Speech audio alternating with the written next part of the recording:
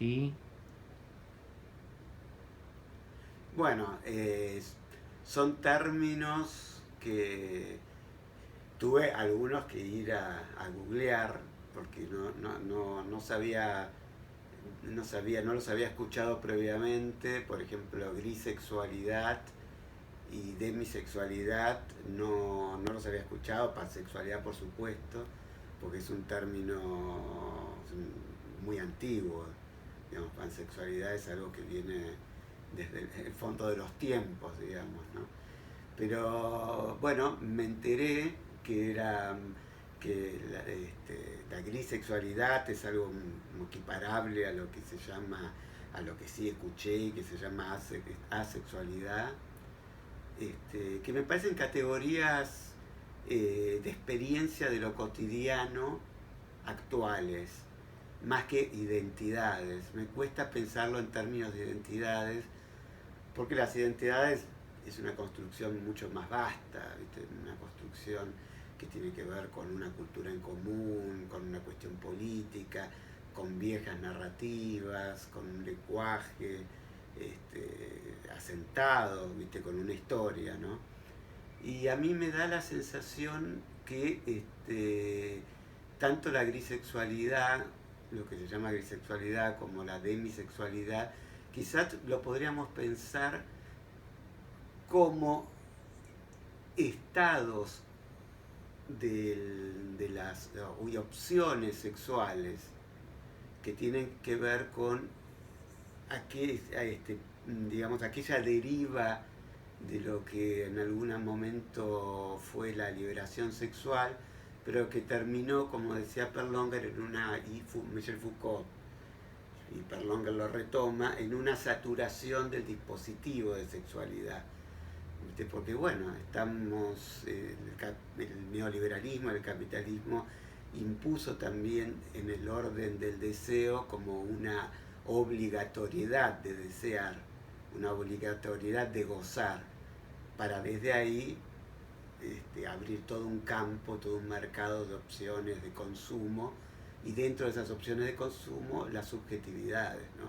Por eso las categorías se abren infinitamente, los particularismos se multiplican acríticamente, parecieran cortar con la historia de la liberación sexual, las viejas luchas de los años 60, de los años 70, que querían transformar la sociedad, o sea que la sexualidad, la liberación sexual, la emancipación sexual formaba parte de una emancipación global que tenía que ver con lo cultural, con lo económico. Era una revolución lo que se buscaba, y dentro de esa revolución la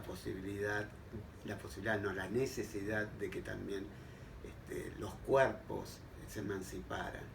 Yo veo en esto, no veo tanto la deriva de eso, las consecuencias de aquello, sino más bien de la saturación del dispositivo de sexualidad, ¿no? Veo que hay más una cuestión de asentamiento de lo que es la subjetividad neoliberal, que es una subjetividad muy ensimismada, narcisista, y que una forma de tratar de zafar, ¿no? Del sexo como obligación puede llegar a ser esta forma de resistir, diciendo, bueno, no, yo quiero privilegiar, poner por delante de la sexualidad como práctica, de la práctica sexual, porque sexuados estamos todos, practiquemos o no practiquemos, somos cuerpos sexuados. El asexual también es un cuerpo sexuado que no practicará la sexualidad, pero anteponen el tema de los afectos, y en ese sentido me parece interesante, ¿no? Porque justamente a partir de los afectos también se puede crear una empatía, una forma de alianza con grupos o con sujetos que son humillados. O sea que ya de por sí la afección, la afectividad me parece un valor interesante. Quizás acá rompo con lo que veníamos charlando hace un rato, pero mientras estoy hablando me estoy dando cuenta de la importancia del tema de mantener o anteponer a la práctica de la sexualidad como consumo la idea de un afecto, una sensibilidad, el tacto, o sea, el reconocimiento del otro, ¿no? Que no pase simplemente por una sexualidad masturbatoria, por más que estén los cuerpos entrelazados, cada uno está al fin de su propio camino y con la idea de un goce solitario, ¿no?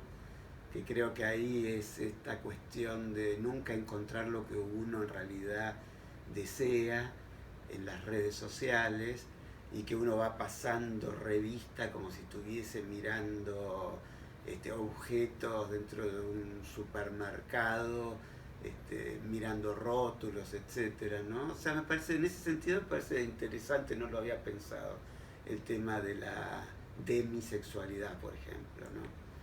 Así que, y en cuanto a la pansexualidad, a mí me remite a otra cosa, ¿viste? La pansexualidad me remite a Cesar Mieli, que era un teórico homosexual italiano, gay, revolucionario, comunista, que creía que debía liberarse, emanciparse, todas las posibilidades del deseo, a partir, digamos, de la emancipación del cuerpo, porque creía que eso era necesario, que era una cuestión necesaria para la emancipación de todas las cuestiones, de todas las opresiones en la que el sujeto dentro del capitalismo era prisionero, estaba cautivo, ¿no?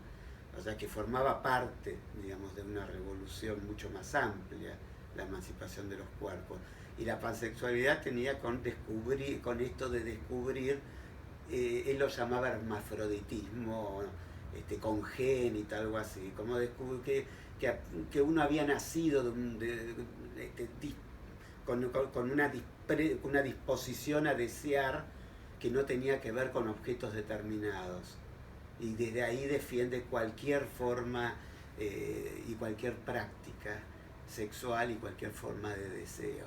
O sea, para mí la pansexualidad lo remito a Cesar Mieli de los años 70 y en ese sentido hoy día quisiera volver a pensar en eso no tanto como una categoría a la paz, como de moda ni nada, sino inscribirla en una cuestión de emancipación y en esa cuestión de una emancipación que es una emancipación universal, de un universal no totalitario, ¿no es cierto? En vez de estar dividiéndonos en categorías, en particularismos acríticos, crear un suelo común de esas singularidades para, a partir de ellas, pensar en alianzas que nos lleven a imaginar un mundo donde no existan o si existen no sean mayoritarios los grupos humillados, los grupos que son sujetos de injusticia, y bueno, crear eso y la consigna, volver, por esto cierro con la consigna de Gays por derechos civiles, que tiene mucho que ver con este universal del que hablo, este universal no totalitario, que cuando yo participé en los años 90 de Gays por los derechos civiles, habíamos pensado, imaginado una consigna que dice: en el origen de nuestra lucha está el deseo de todas las libertades. Yo creo que es una forma de liberarnos del gay de clase media, blanca y que vota al PP o al PRO. Bueno, ahí.